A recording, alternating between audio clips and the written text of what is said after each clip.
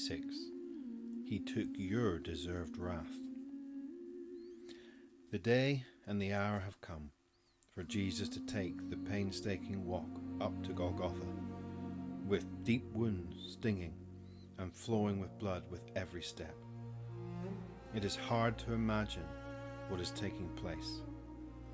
We know it was bad because of how many Christians can't watch movies or look at detailed paintings of this gruesome moment. Yet it was a reality. This isn't made up. Jesus was actually beaten and whipped, mocked and verbally abused, shamed and tortured from the Sanhedrin to Golgotha. It was real. In this real event, we once again see the true hearts of men and the true hearts of the faithful. Let's start with the negative. Pilate knew that there were no grounds to find Jesus guilty. He tried everything to find a way out of sentencing Jesus to death. He sent Jesus to Herod to see if Herod would accuse him. He didn't. He tried to compare Jesus to a known criminal that was Barabbas. The crowd chose the criminal to be free. Finally, fear got the better of Pilate. Fear of a man is a powerful weapon in this world. And the Jewish leaders struck a nerve with Pilate when they said, "If you let this man go, you are no friend of Caesar.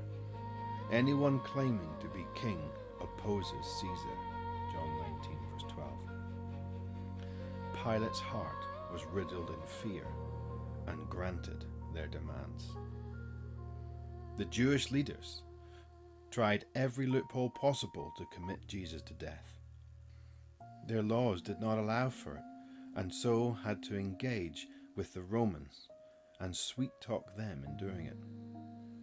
The renowned enemy of Jerusalem and the Jewish people was now their ally to reach this evil goal.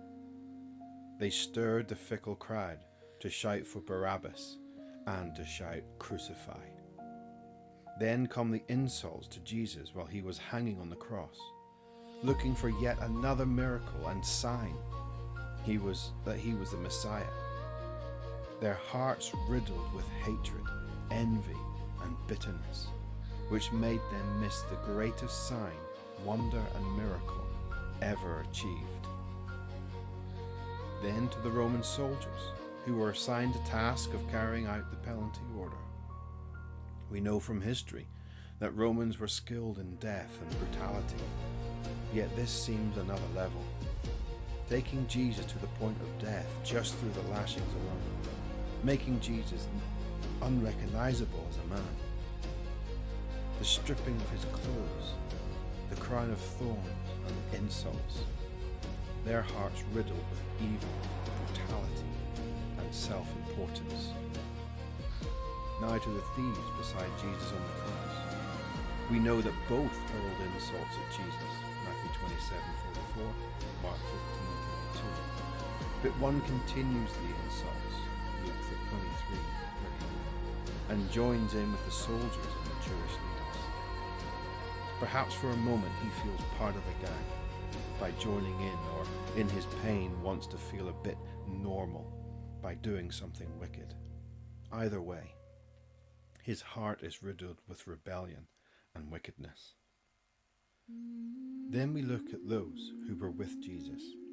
The two I will focus on is his mother and John. First to Mary, Jesus' mother.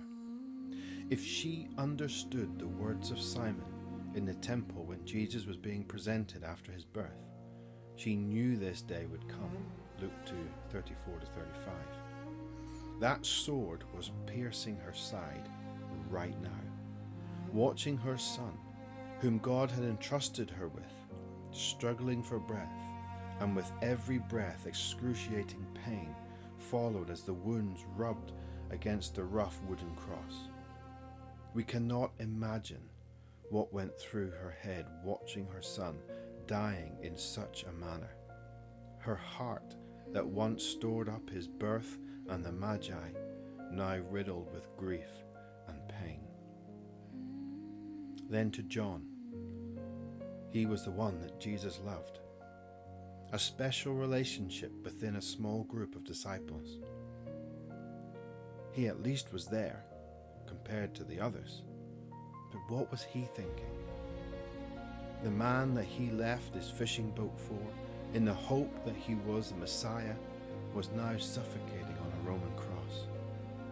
Everything Jesus ever said seemed so right and true, but now not looking so good. I'm sure doubt set in. I'm sure anger played a part also. But not being able to intervene must have been torture. John's heart was riddled with confusion and sorrow. Now we come to Jesus. It is easy just to paint the picture of the physical pain and suffering of Jesus, which I have done. For a purpose, I might add. The root of Jesus' suffering is displayed in the reality of words he shouted out, "Father, Father, why have you forsaken me?" The realities of these words is huge, and so are the implications for us. You see, while on that cross, Jesus was taking the punishment for our sin. All the sin of the world, both past, present, and future, are on Jesus. And as a result, the crushing weight on Jesus is not the physical pain of the cross, but the indescribable wrath of God. The God who cannot look upon sin could no longer look upon his own Son, due to the world's sin upon him. Jesus became sin for us, even though he did not sin himself. He was the perfect lamb that was slain. We must get this.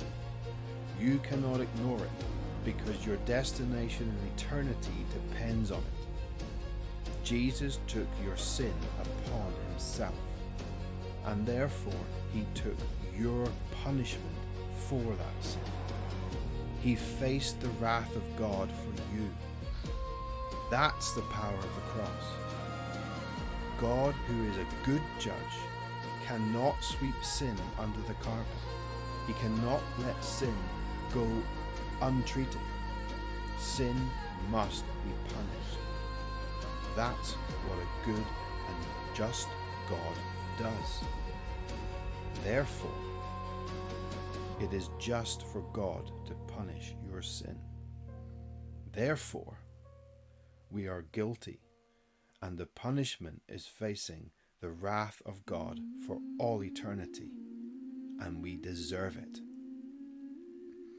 This is the amazing thing, and should be the source of our praise and worship to God, and why we should desire him above all things, is because Jesus took what you deserved. Jesus fulfilled the law for us and satisfied the wrath of God towards us. This means that those who follow Christ and believe in him have already faced their final judgment, and instead of being found guilty, we are declared righteous before God because of Jesus. So Jesus' death became your death, which is what baptism portrays. But not just his death, but also his resurrection. We share in his death, and we share in his resurrection. That is our hope. That is the sureness of our eternity in glory. Therefore, Jesus' heart was full of love, joy, peace, and grace. Jesus knew the cost of dealing with our sin and restoring us back to God. He knew what was at stake when praying for the cup to be taken away. He knew that the cross would bring glory and victory to his Father. So again, Hebrews 12:3. For the joy set before him, he endured the cross, despising its shame, and sat down at the right hand of the throne of God. But it goes on and says, consider him who endured such opposition from sinners, so that you will not grow weary and lose heart. Wow! All that so we don't grow weary and lose heart. Now, that means that what Jesus accomplished on the cross paves a way for those who trust in him to not grow weary, and for our hearts not to be discouraged when trials and persecutions come our way.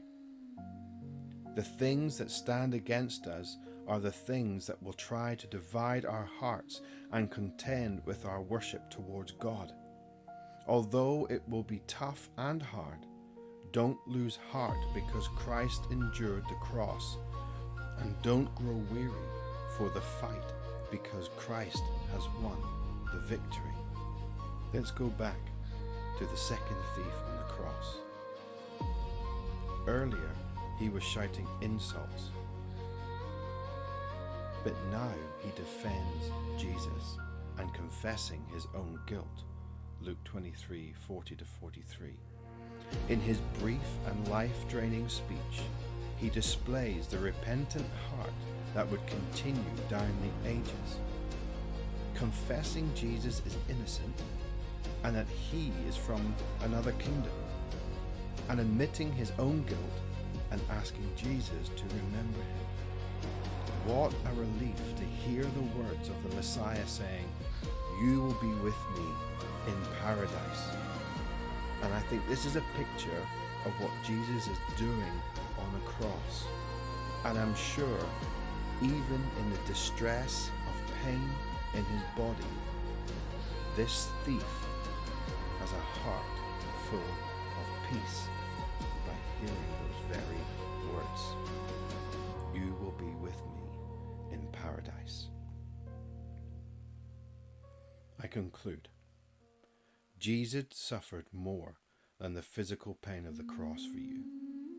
He bore your deserved wrath from his just Father.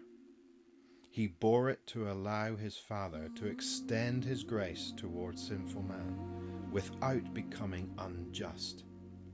Sin needs to be punished, and it was in the God-man, Jesus Christ. 1 Thessalonians sums it up. For God did not appoint us to suffer wrath, but to receive salvation through our Lord Jesus Christ. He died for us, so that, whether we are awake or sleeping, we may live together with him. 1 Thessalonians 5:9-10. Therefore, God deserves the highest honor.